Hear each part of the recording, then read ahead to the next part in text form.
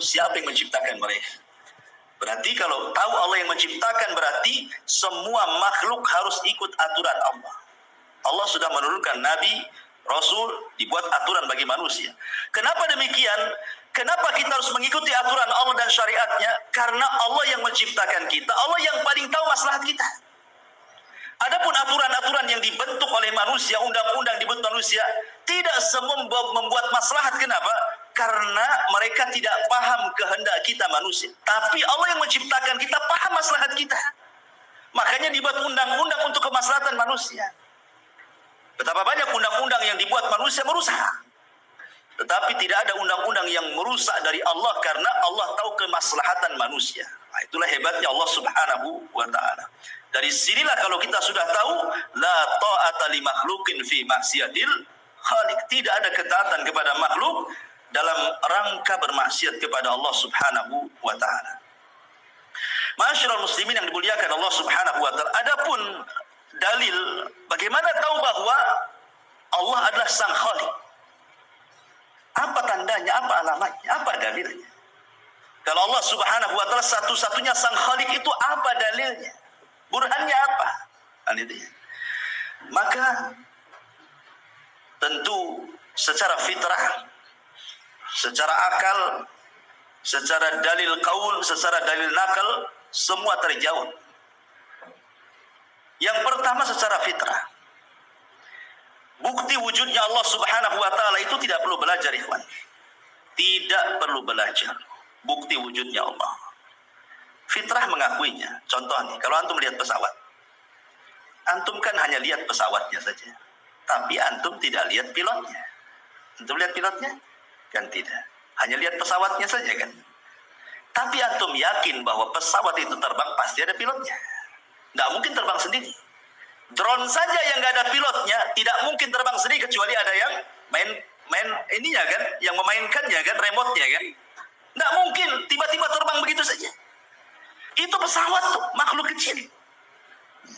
Bagaimana dengan alam semesta yang besar? Masa nggak ada penciptanya? Mustahil. Ya, pasti ada yang menciptakannya, ada yang mengaturnya. Mustahil tiba-tiba ujung-ujung ada, itu udah mustahil. Makanya ingat ketika saya menceritakan tentang perdebatan Abu Hanifah dengan seorang ateis. Ya kan? Ketika kemudian ateis ini menantang debat Abu Hanifah, kemudian Abu Hanifah telah datang dalam perdebatan itu. Kemudian Abu Hanifah menjelaskan kenapa telatnya. Kata Abu Hanifah, kamu sudah tahu bahwa perjalanan ke tempat ini harus menyeberangi sungai, katanya. Jadi tidak bisa tergesa-gesa. Cuman masalahnya yang buat aku terlambat itu, ketika aku hendak menyeberangi sungai, kok di depan saya ada pohon. Pohon itu tumbang sendiri, terpotong-potong sendiri, terserut sendiri, tiba-tiba terangkai jadi perahu sendiri, tiba-tiba aku naik ke dalam perahu itu, tiba-tiba jalan sendiri, tiba-tiba mengantarkan aku ke tempat tujuan ini tanpa ada yang nahkodanya, tidak ada yang mengantarkan, dia jalan sendiri. Kata orang ateis, kadzab, dusta kamu. Mana ada, katanya. Abu Hanifah, kalau gitu selesai debatnya. Kenapa? Kenapa kata Abu Hanifah kalau gitu selesai debatnya? Sudah menang Abu Hanifah. Kalau dia mengatakan kadzab dan dusta, itulah jawabannya. Kalau orang ateis saja mengatakan kadzab dan dusta, ceritanya Abu Hanifah, iyalah jelas. Tidak mungkin pohon tumbang sendiri kecuali yang menumbangkannya. Tidak mungkin terpotong sendiri kecuali yang memotongnya. Tidak mungkin terserut sendiri kecuali yang menyerutnya. Tidak mungkin terangkai jadi kapal kecuali yang membuatnya. Tidak mungkin pula kapal berjalan kecuali nakodanya. Ini kapal. Dari pohon jadi kapal. Ada yang menciptakannya. Lah alam semesta masa ujung-ujung ada kan? Sudah selesai, benang saya debat. Nabi sudah mengatakan kadzab dan dusta. Itulah jawabannya. Berarti kamu mengakui alam semesta ini ada sang khalik pencipta. Karena mendustakan dongengannya Abu Hanifah. Ya. Kalau dia mengatakan sodakta, engkau benar, berarti adalah perdebatan di situ. Ketika dia mengatakan kadzab dan dusta, berarti dia mengingkari. Berarti sesungguhnya dia meyakini alam semesta tidak mungkin tercipta kecuali ada yang menciptakan. Makanya sering saya katakan sama antum, fitrah manusia itu kullu maulud yuladu alal fitrah. Lihat orang-orang yang di hutan-hutan belantara sana. Yang di hutan-hutan itu. Kita lihat mereka menyembah aneh-aneh kan. Menyembah pohon, menyembah akar, menyembah ular, macam-macam di hutan itu.